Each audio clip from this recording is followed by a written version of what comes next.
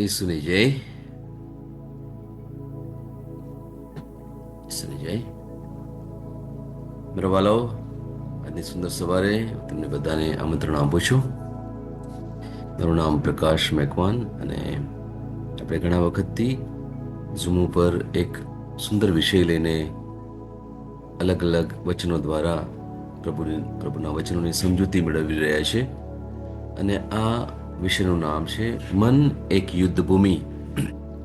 અને એમાં આપણે છેલ્લા ઘણા વખતથી અલગ અલગ વિષયો ઉપર આપણે મનન ચિંતન કરી રહ્યા છીએ. અને એમાં આપણે મુખ્ય બાબતો જોઈ, 3 બાબતો આપણે શાનાથી બનેલા છીએ. એ છે આત્મા, મન અને શરીર. અને આ દુનિયામાં આપણે છીએ ત્યારે આપણે મોટે ભાગે મનથી કાર્ય કરીએ છીએ અને શરીર દ્વારા. મન આપણને ઘણું બધું કહે છે, એ પ્રમાણે કરીએ છીએ.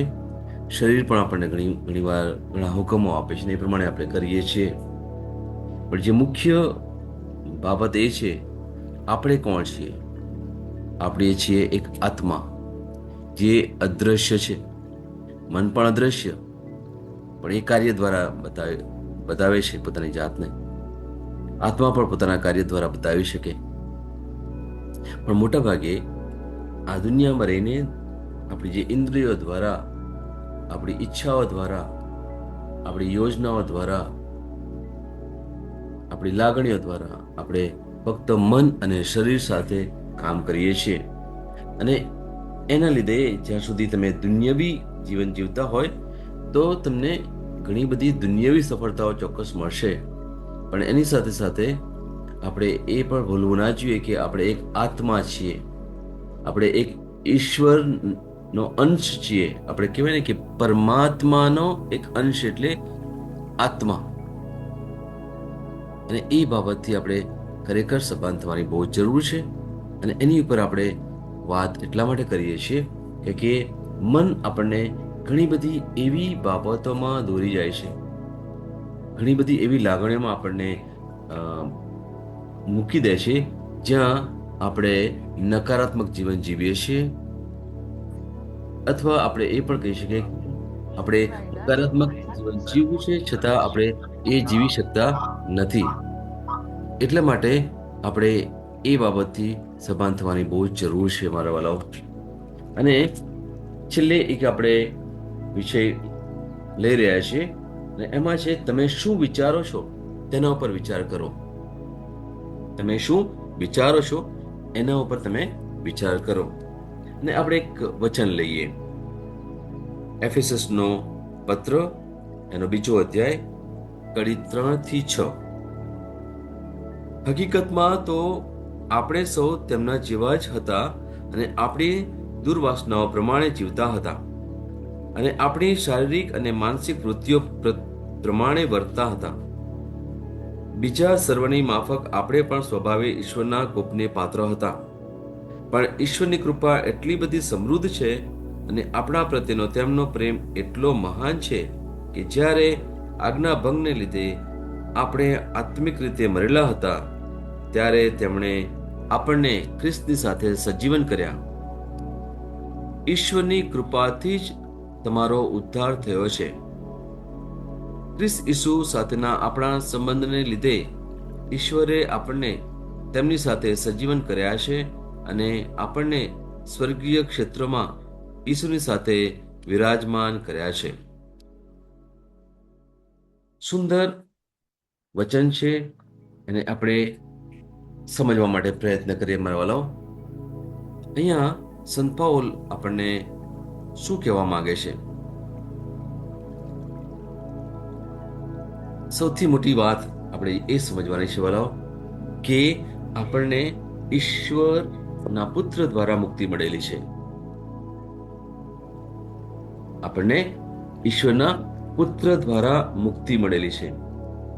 હવે જ્યારે ઈશ્વરના પુત્ર દ્વારા મુક્તિ મળી છે એનો અર્થ એક જ થાય મારા વાલાઓ કે ફક્ત ને ફક્ત પ્રભુ ઈસુ જ આપણા તારણહાર છે. પ્રભુ ઈસુ જ આપણું કલ્યાણ કરનાર છે. પ્રભુ ઈશુને જ આપણે પ્રાર્થના કરવાની છે અને એ જ આપણા મધ્યસ્થી છે. મધ્યસ્થી એટલે પરમેશ્વર અને આપણી વચ્ચેનો જે જે કહેવાય ને કે આપણે બાંધે છે, કહેવાય ને કે પુલ બાંધે છે, એ પુલ સમાન છે.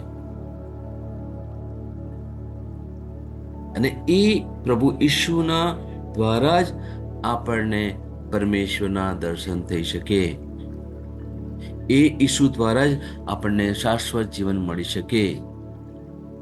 બીજી કોઈ પણ બાબત, બીજી કોઈ પણ વ્યક્તિ દ્વારા આપણને જીવન મળી શકે નહીં.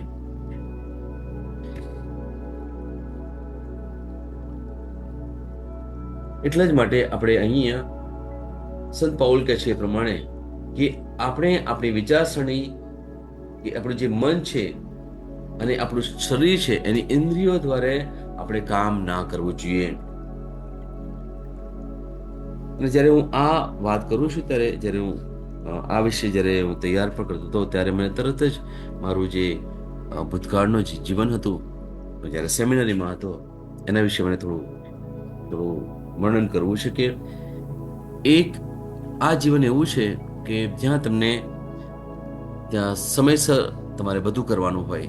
ટાઈમ ટેબલ એકદમ કહેવાય ને કે સવારથી રાત સુધી એકદમ વ્યવસ્થિત ટાઈમ ટેબલ હોય. એટલે તમને જવું હોય કે ના જવું હોય, પ્રાર્થના કરવી હોય કે ના કરવી હોય, તમારે કરવી જ પડે. તમારી જાતને તમે ફરજ પાડો છો, મનથી તમે ફરજ પાડો છો, શારીરિક રીતે તમે જાઓ છો, પ્રાર્થના કરો છો. એનાથી શું થાય છે?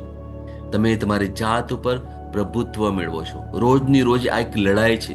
આપણે કહીએ છીએ મન એક યુદ્ધ ભૂમિ.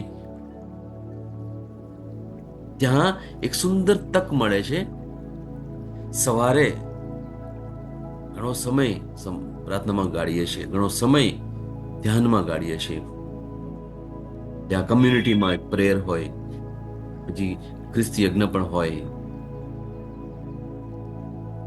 પછી બપોરે પણ પ્રાર્થનાનો સમય હોય, સાંજનો પ્રાર્થનાનો સમય હોય, ઘણી જગ્યાએ રાત્રે પણ પ્રાર્થનાનો સમય હોય છે. શું થાય છે એ સમયે? એ એક વાતાવરણ એવું સર્જાય છે ત્યાં કે દરેક વ્યક્તિ પ્રભુની સાથે જોડેલી રહે છે, કામ ઘણું બધું કરે છે અને પ્રભુની કૃપાથી મોટા મોટા કામ થઈ રહ્યા છે. આ પ્રકારનું મારું એક જીવન હતું. પણ જ્યારે મારે સંસાર માંડવાનો હતો ત્યારે અમુક સમય સુધી તો એ પ્રકારે મારું જીવન ચાલ્યું. પણ ધીરે ધીરે સંસારની જે બધી હાડમારીઓ, બધી જવાબદારીઓ, બધા પડકારો, ઘણીવાર ખબર પણ ના પડે કે લોકો આવું કેમ વર્તન કરે, કારણ કે ત્યાંનું અંદરનું જીવન એટલું સુંદર સરસ, કહેવાય ને કે એક અંગ્રેજીમાં કહે છે કોઝી, એકદમ તમને હૂંફાળું જીવન મળે. બાહ્ય જીવનની કોઈ અસર તમને ના પડે. પણ જ્યારે તમે બહાર દુનિયામાં જો જીવન જીવતા હોય ત્યારે તમને ઘણું બધું અનુભવવાનું મળે. ઘણું બધું તમે જોતા હોય, ઘણું બધું સાંભળતા હોય, ઘણું બધું અનુભવ કરતા હોય.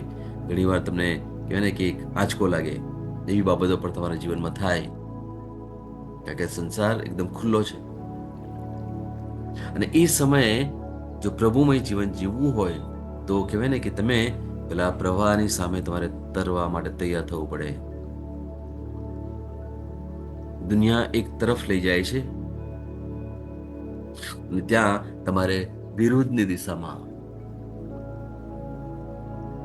એ છે પ્રભુના માર્ગ તરફ. કે પ્રભુ ઈસુએ પણ કહ્યું હતું કે આ દુનિયાનો હું નથી. લોકોને ખબર નથી પડી. આજે પ્રભુ ઈસુ આપણા દિલમાં છે તો આપણા મોઢાથી પણ આ જ નીકળવું જોઈએ કે હું આ દુનિયામાં ભલે રહ્યો પણ હું આ દુનિયાનો નથી.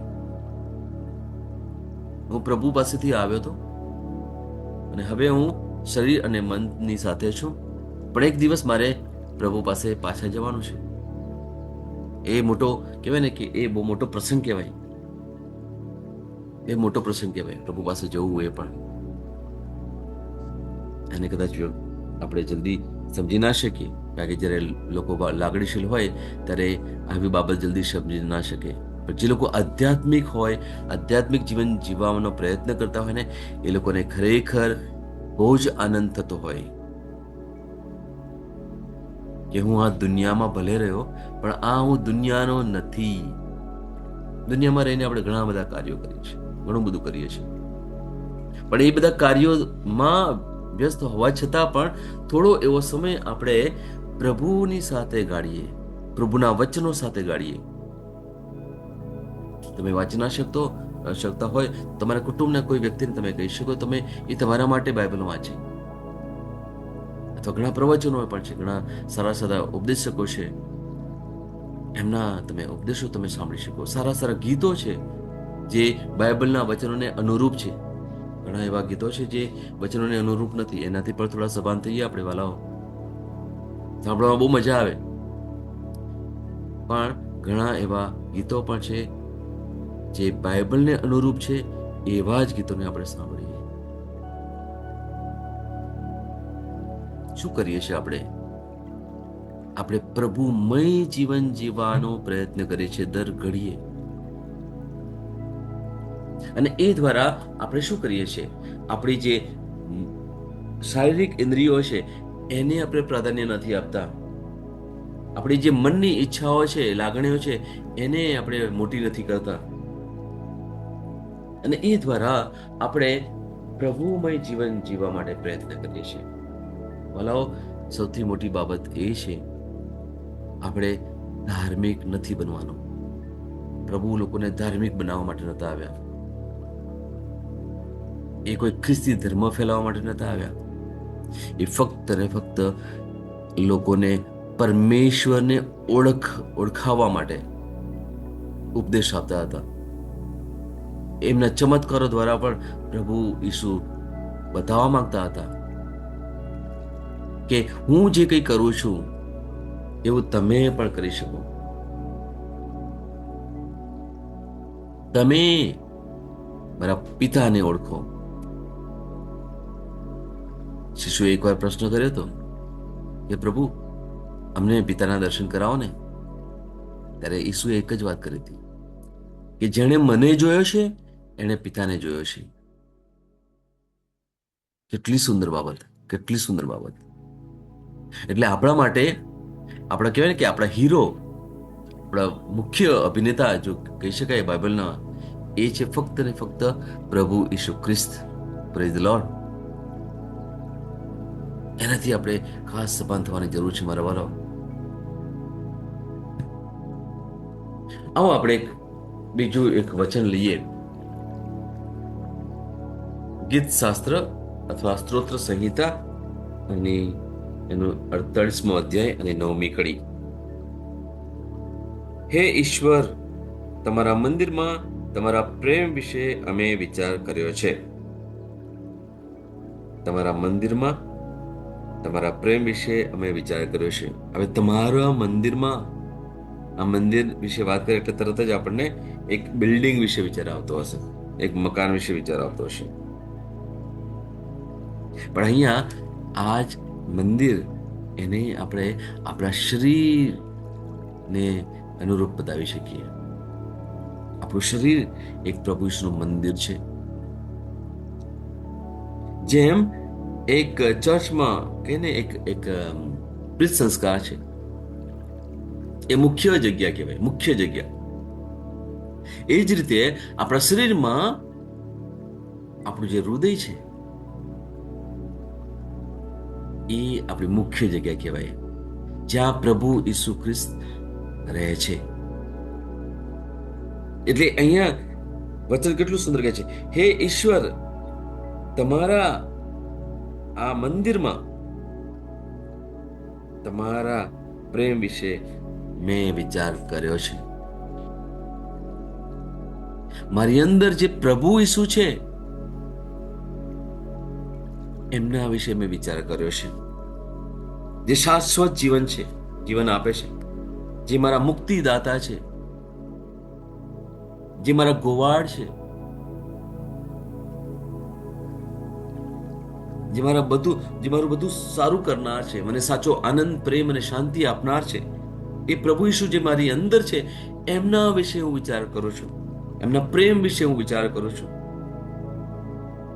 બોલાવો તમને આ એક સુંદર બાબત મારે તમને કહેવી છે કે આપણે ક્યારે વિચાર કરી શકીએ, જ્યારે આપણે આપણા મન અને શરીરને શાંત કરી વચન ઉપર ધ્યાન કરીએ, મનન ચિંતન કરીએ. એટલે જ આપણે રોજ 7 થી 7:40ની વચ્ચે આપણે મળીએ છીએ રોજ. અને ત્યાર પછી આપણે યુટ્યુબ ઉપર પણ તમે જો તમને યુટ્યુબ મળતું હોય તો તમે જોઈ શકો. એમાં મન એક યુદ્ધ ભૂમિ દ્વારા JCM નું એક શું કે સાઇટ છે, જીસસ ક્રાઇસ્ટ મિનિસ્ટ્રી. તો એ દ્વારા તમે રોજ ને રોજ એક તમારા આત્મિક ભાથો તમે લઈ શકો છો. એમાં આપણે વચનોની ઘોષણા પણ કરીએ છીએ. ઘણા લોકો એમાં બીમારીમાંથી સાજા પણ થઈ ગયા છે, ઘણા લોકો પ્રભુ તરફ વળી રહ્યા છે. કેટલું સુંદર કાર્ય થઈ રહ્યું છે. આ ફક્ત અને ફક્ત પવિત્ર આત્માની દેન છે. પરમેશ્વરની કૃપા દ્વારા, પરમેશ્વરનો પ્રેમ અને આપણા પ્રભુ ઈસુ ખ્રિસ્તની સહાયથી આપણે આ બધું કરી શકીએ છીએ. આપણે કોઈ એવી બાબતથી ગર્વ લેવાની જરૂર નથી. ગર્વ આપણે કરવો હોય તો ફક્ત પરમેશ્વર પર ગર્વ કરીએ. આપણે ઘમંડ પણ કરવું હોય ને, પોતાની જાત પર નહીં, પણ પરમેશ્વર પર આપણે ઘમંડ કરી શકીએ કે એ આપણા સર્વસ્વ છે.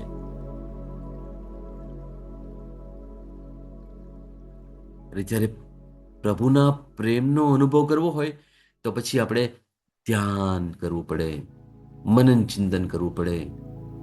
મન તો ના પાડશે, શરીર પણ ના પાડશે,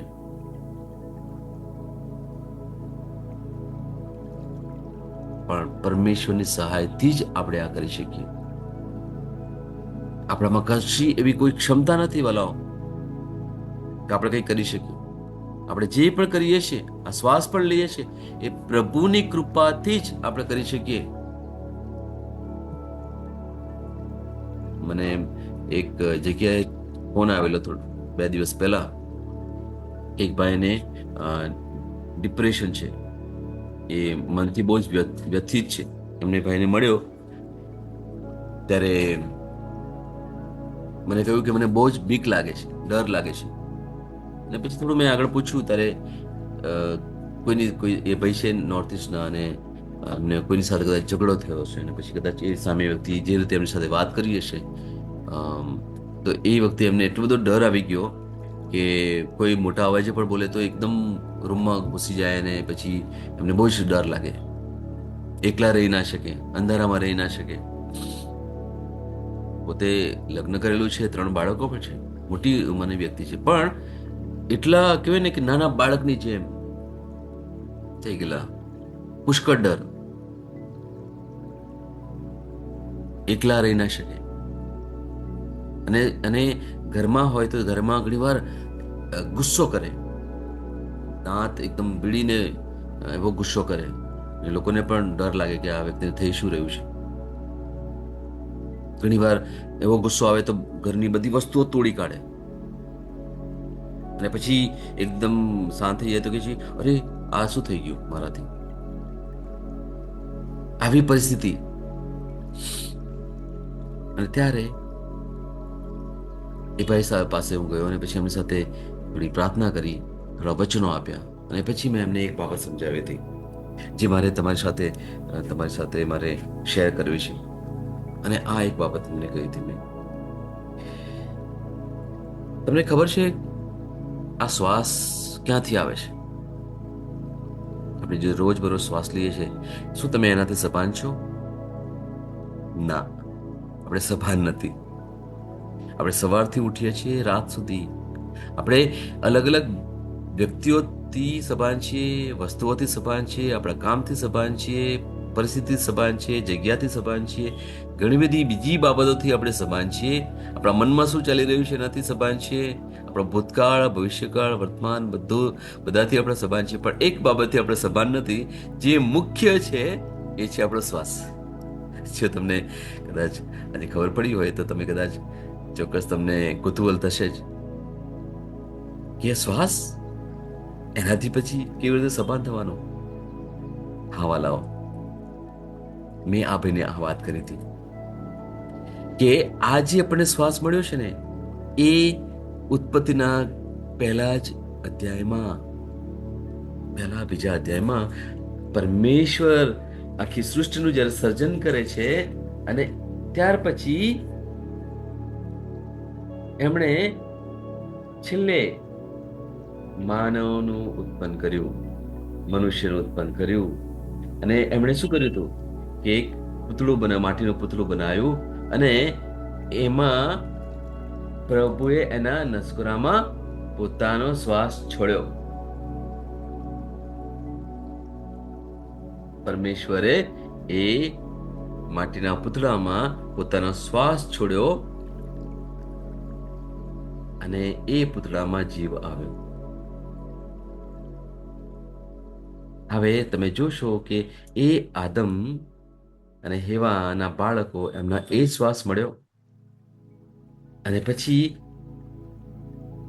એ બાળકોના બીજા બાળકો થયા, એમના પણ એ શ્વાસ મળ્યો. હવે તમે જો પાછળથી આ બાજુ આવતા હોય, આ ભૂતકાળથી વર્તમાનમાં આવતા હોય, તમે જોશો કે બાળકોના બાળકો, બાળકોના બાળકો. હવે પછી હવે વર્તમાનમાંથી તમે ભૂતકાળ પાસે જાઓ. તમારી પાસે જે શ્વાસ છે એ તમને ક્યાંથી મળ્યો? તમારા માતા પિતા તરફથી. એમની શ્વાસ ક્યાંથી મળ્યો?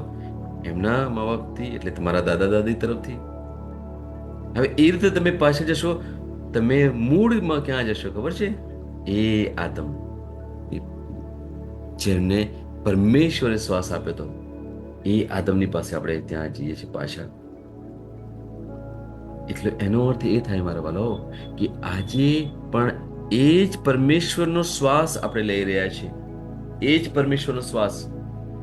આ શ્વાસની જે દેન છે એ પણ પરમેશ્વરની છે, આપણી કોઈ દેન નથી મારા વાલો. આપણે આ બાબત ખાસ સમજવાની બહુ જરૂર છે. એટલે મેં ભાઈને આ જ વાત કરી કે ભાઈ તમને જ્યારે પણ થોડી પણ બીક લાગે ને તમે શું કરો? ઊંડા શ્વાસ લો ને પછી પ્રભુનો જે શ્વાસ લેતા હોય ત્યારે કહ્યું છે કે પ્રભુ હું તમારો શ્વાસ લઉં છું. અને પછી જ્યારે શ્વાસ કાઢો ત્યારે તમારે શું કહેવાનું કે મારા શરીરમાંથી બધો ડર બહાર કાઢી નાખું છું. અને આ રીતે તમે 10 વાર, 20 વાર, તમને શક્ય હોય તમે 50 વાર, જેટલી વાર તમને શક્ય બને તમે કરો. ઊંડો શ્વાસ લો, એકદમ ઊંડો શ્વાસ, અને પછી ધીરેથી એ શ્વાસ બહાર કાઢો. શું થશે મારા વાલા?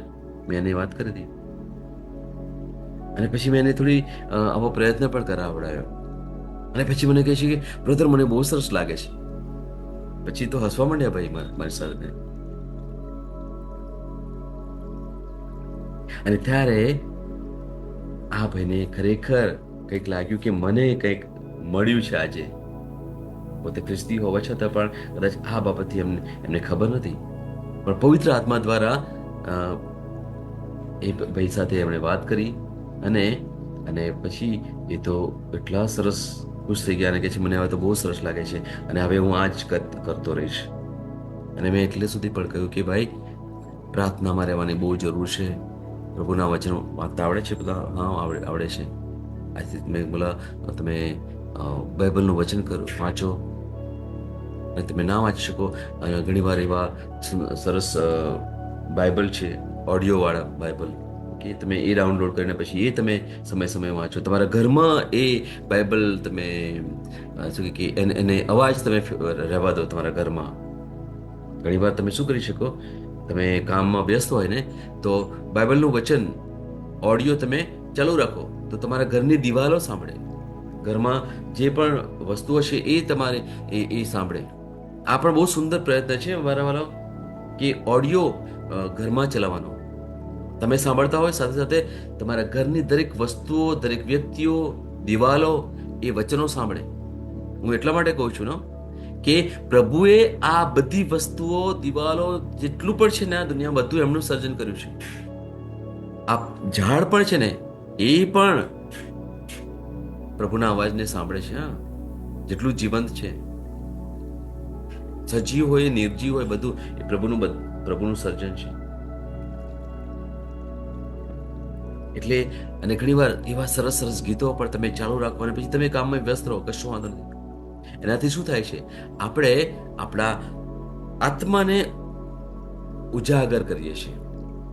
આપણે બીજી જે મનની વાતો છે ને એને આપણે આપણે આવા મનને અસ્વ્યસ્ત થવા દેતા નથી. કારણ કે ઘણી બધી એવી બાબતો છે, ઘણી બધી આપણી પરિસ્થિતિઓ એવી છે જેને ઉપર આપણે વિચાર કરીએ તો પછી એ આપણું મન અસ્વ્યસ્ત થઈ જાય છે. એટલે અહીંયા આપણે આ બાબતે વાત હું તમને કરનાર છું. અને આપણે એક નવું વચન લઈએ. વચન છે ગીતશાસ્ત્ર અથવા સ્તોત્ર સંહિતા 143 એનું ચોથી અને પાંચમી કડી લઈએ. મનુષ્ય તો ફૂંક સમાન છે અને તેના સોરી 143 ચોથી કડી અને પાંચમી કડી. મારો આત્મા અત્યંત નિર્ગત થયો છે, મારું હૃદય નિરાશાથી ત્રાસી ગયું છે. હું વીતેલા દિવસોનું સ્મરણ કરું છું, હું તમારા સર્વ અદ્ભુત કાર્યો વિશે મનન કરું છું અને તમારે હાથે થયેલા કાર્યોનું ચિંતન કરું છું. બોલો, જ્યારે પણ તમારા મનમાં જે વર્તમાન પરિસ્થિતિ ઉપર વિચાર થતા હોય અથવા એ તમને વર્તમાન પરિસ્થિતિ તમને કે અસ્વ્યસ્ત કરતી હોય, તમને બેબાકડી કરતી હોય, ત્યારે તમારા જીવનમાં જે પ્રભુએ સારા કાર્યો કર્યો છે ભૂતકાળમાં એને યાદ કરો. કારણ કે અહીંયા દાઉદ રાજા શું કરે છે? ઈશ્વરના સર્જનની પ્રશંસા કરે છે. આખું જે ગીત છે ને 143મું આખું તમે જો વાંચશો તમને એ પરમેશ્વરની સહાય માટે એ યાચના કરે છે, એ આજીજી કરે છે પ્રભુ આગળ. અને પછી શું કહે છે કે અત્યારની મારી જે પરિસ્થિતિ છે બહુ કઠિન છે પરિસ્થિતિ, દાઉદ રાજા કહે છે, પણ પ્રભુ હું તમે જે મારા માટે કર્યું હતું, જે ભૂતકાળમાં તમે જે સૃષ્ટિ માટે કર્યું હતું, લોકોને માટે કર્યું હતું, એ સમયોને હું યાદ કરું છું. આપણા જીવનમાં પ્રભુએ પુષ્કળ કૃપાઓ આપેલી છે મારા વાલાઓ, પુષ્કળ કૃપાઓ આપેલી છે. તમે જોશો ને કે તો અને થોડું પાછળ વળીને તમે જોશો ને તમને ઘણા બધા ચમત્કારો જોઈ શકશો મારા વાલાઓ. સૌથી મોટો ચમત્કાર એ કે આપણે જીવંત છીએ. આ શ્વાસ લેવો એ પણ એક ચમત્કાર કહેવાય મારા વાલાઓ. પછી તમે બીજું ઘણું બધું વિચારી શકો. તમારા કુટુંબ હોય, તમારા બાળકો હોય, અત્યાર અહીંયા સુધી તમે આવ્યા છો, ઘણા બધા કહેવાય ને કે પરિબળો પાર કરીને, ઘણી બધી કહેવાય લડાઈઓ લડીને અહીંયા સુધી પણ તમે આવ્યા છો ને. આ પ્રભુની કૃપા, આ પ્રભુની દયા, એમનો પ્રેમ, એના લીધે જ મારા વાલાઓ. એ વગર આપણી પાસે કોઈ એવી ક્ષમતા નથી કે હું કરું અથવા મારાથી થાય ના. મારા વાલાઓ યાદ રાખો, જ્યારે પણ કોઈ પણ કઠિન પરિશ્રમ હોય, પરિસ્થિતિ હોય ને, ત્યારે ભૂતકાળના સારા દિવસોને યાદ કરજો. હકીકત નહીં કે કોઈ એવી મુશ્કેલીવાળી પરિસ્થિતિ ઉપર નહીં, પણ સારા દિવસોને યાદ કરવાનો પ્રભુ કહે છે. આજે આપણા જીવનમાં બનેલી બધી સારી બાબતોને યાદ કરીએ અને પ્રભુનો આભાર માનીએ. જ્યારે પણ પ્રાર્થના પણ જ્યારે શરૂઆત કરીને ત્યારે હંમેશા પ્રભુના આભારની સાથે પ્રાર્થના શરૂ કરીએ. અલગ અલગ બાબતોને લઈને એને યાદ કરીને પ્રભુનો આભાર માનીએ. આ પરિસ્થિતિ પણ જે આપણા જીવનમાં આવી છે ને એના માટે પણ આભાર માનીએ. કેમ? કારણ કે આ પરિસ્થિતિ તમને મજબૂત બનાવવા માટે આવેલી છે. આ પરિસ્થિતિમાં જો તમે મજબૂત થઈ ગયા, તમે અડીખમ ઉભા રહ્યા, તો પ્રભુ તમને એક મોટી કૃપા આપનાર છે. આ દ્વારા તમને મજબૂત કરવા માટે આ પરિસ્થિતિ આવી છે, જેથી હવે પછીની જે લડાઈ આવશે ને ત્યારે તમે લડાઈ લડી શકશો સાચા અર્થમાં. મુશ્કેલી જીવનમાં આવે ને, પડકાર જીવનમાં આવે ને, એ તમને પાડવા માટે નથી, પ્રભુ ઈસુ તમને મજબૂત બનાવવા માટે એક નવી તક આપે છે. આ મુશ્કેલીની પણ એક તકની રીતે આપણે લઈએ, એમાં ગણગણ ના કરીએ, બળબડાટ ના કરીએ, આપણી જાતને બેબાકડા ના થવા દઈએ, ચિંતા ના કરીએ, ડર ના રાખીએ, શંકા ના કરીએ, પણ ફક્ત પ્રભુની આગળ આપણે આવીને એમનો આભાર માનીએ. પ્રભુ, તમારો પુષ્કળ આભાર કે આ પરિસ્થિતિ મારા જીવનમાં આવી છે. મને ખાતરી છે તમે મારા જીવનમાં મોટું કામ કરનાર છો, મને પુષ્કળ મોટો આનંદ આપનાર છો. પ્રભુ, તમારું બળ, મને હિંમત અને શક્તિ મને આપો, જેથી આ પરિસ્થિતિમાં હું અડગ ઊભો રહું, એક સૈનિકની જેમ હું મારી લડાઈ લડી શકું. તમે મારી લડાઈ લડો પ્રભુ, તમે મારા સહાયક થાઓ પ્રભુ. પેલા દાવીદ નાનો હતો, એક પેલા ગોલિયાતને કેવી રીતે મારી શક્યો? કે દાવીદને અભિષિક્ત કર્યો હતો. દાવીદનામાં જે હિંમત પણ આવી ને, એ પ્રભુની હિંમત હતી. એણે જે પડકાર પણ ફેંકેલો ને કે હું તને ખતમ કરી દઈશ, એ પ્રભુ બોલ્યા હતા એ વખતે દાવીદ દ્વારા. આ જ બાબત આજે આપણે બોલી શકીએ પ્રભુ દ્વારા. આ સમયને માટે આપણે પ્રભુનો આભાર માનીએ, કારણ કે પ્રભુ જેમને અભિષેક કરે છે ને, પ્રભુ જેમને આશીર્વાદ આપે છે ને, એમના જીવનમાં આવા પડકારો આવે છે, અને આપણે હર્ષથી લઈ લઈએ, આનંદથી લઈ લઈએ, એમાં આનંદ કરીએ. જેમ મેં કહ્યું હતું, યાકૂબનો પહેલો પત્ર અને બીજા અધ્યાય પ્રમાણે મુશ્કેલી આવે ત્યારે આપણે આનંદ કરીએ અને આજનો દિવસ આપણે શરૂ કરીએ. મારા વાલો, આવો આપણે પ્રભુના વચનની ઘોષણા કરીએ. તમે એ રીતે બોલો કે અર્થપૂર્ણ રહે. 22મો દિવસ, વિશ્વાસ ઘોષણા. હું જાહેર કરું છું કે હું વિજયી રીતે જીવું છું. હું પ્રભુની પ્રતિમૂર્તિમાં સર્જાયો છું. મારી પાસે વિજેતાનો DNA છે. હું કૃપાનો મુગટ પહેરું છું.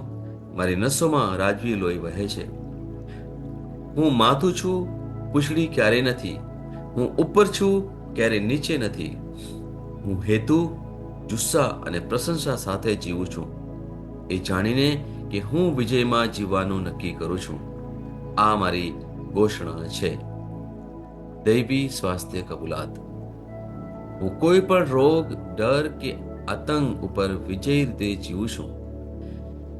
ઈશ્વર શબ્દના માધ્યમથી હું મારા જીવન અને પરિસ્થિતિના નિયંત્રણમાં છું. હું મજબૂત, હિંમતવાન અને બળવાન છું. આરામની ઉચ્ચ સ્થિતિમાં કામ કરું છું અને આરોગ્ય અને સુખાકારીમાં સમૃદ્ધ છું. ઈશ્વરના નામમાં આમેન. હું જે પણ ઈશ્વરના નામ પર બોલું તે થશે જ. હું મજબૂત છું, હું તંદુરસ્ત છું, હું ધન્ય છું, હું સમૃદ્ધ છું, હું શક્તિશાળી છું, હું અભિષિક્ત છું, હું મુક્ત છું, હું પ્રભુનો વિશ્વાસી છું, હું પ્રભુ અને મનુષ્ય દ્વારા પ્રિય છું. હું જે જોઉં છું તે નથી બોલતો, પણ જે જોવા માંગુ છું તે બોલું છું.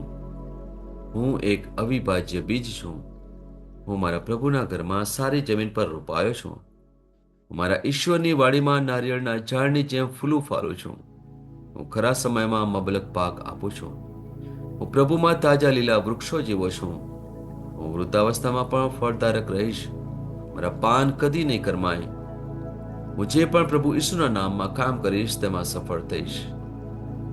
ઈસુના નામમાં વસ્તુઓ હંમેશા મારા માટે કામ કરી રહી છે.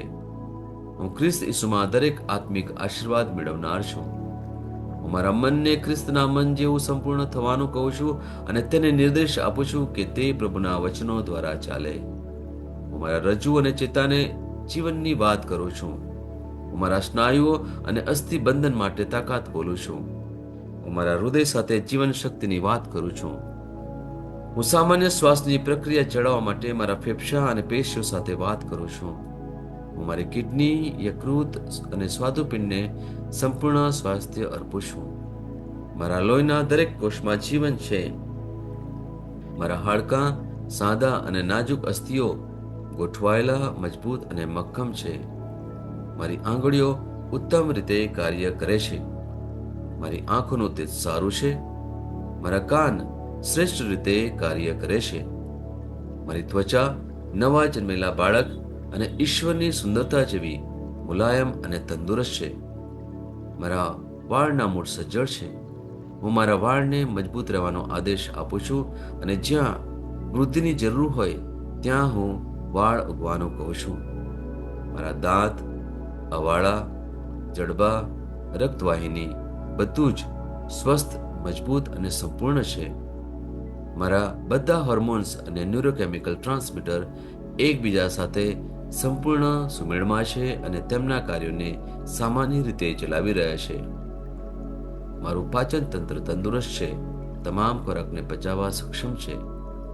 હું ખ્રિસ્તની આજ્ઞા પાલનમાં તમામ પ્રકારના વ્યસનો, માદક દ્રવ્યો, ખાવું પીવું, ટેકનોલોજી, મીડિયા, વિલંબ, ગપશપ, આળસ, અતિશય ઊંઘ, સુસ્તી, અનિવાર્ય ખરીદી અને દરેક પ્રકારનો અતિશય વપરાશ તમામને કાબૂમાં લઉં છું. જેમ ઈસુ છે તેવો જ હું છું.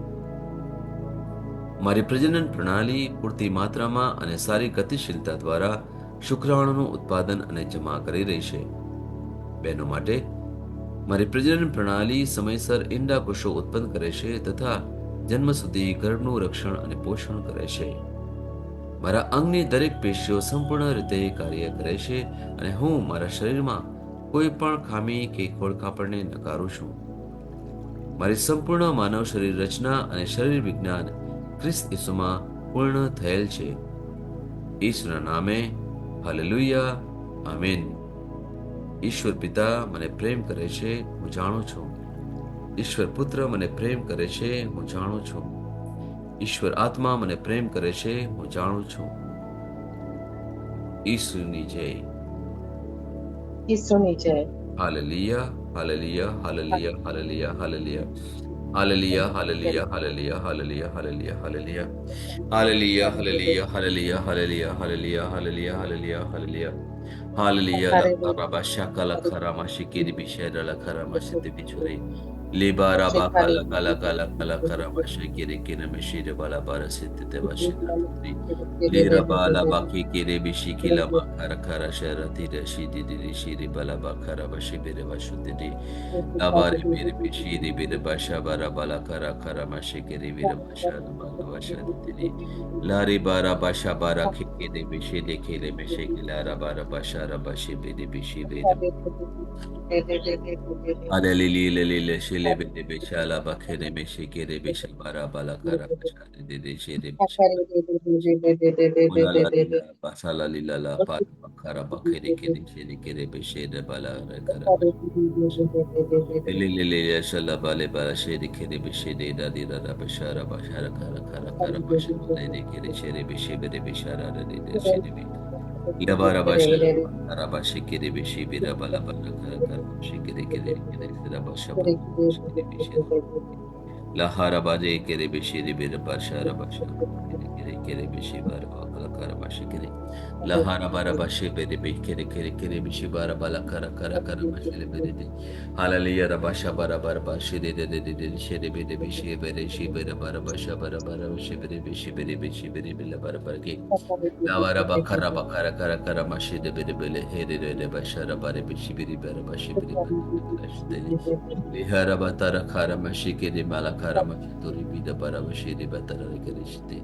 Lahara bara bakara ne jara de jara bashara de shiri basha mathi di bishana kiri bala kara de shite. Le de jara bakara de jara shiri bila bashara kiri bishana batara kara kara shara bala kara basi kiri bishiri bishiki. Lahara basha kara shara basha. Praise you, praise you, praise you. Hallelujah, hallelujah, hallelujah, hallelujah. Praise the Lord.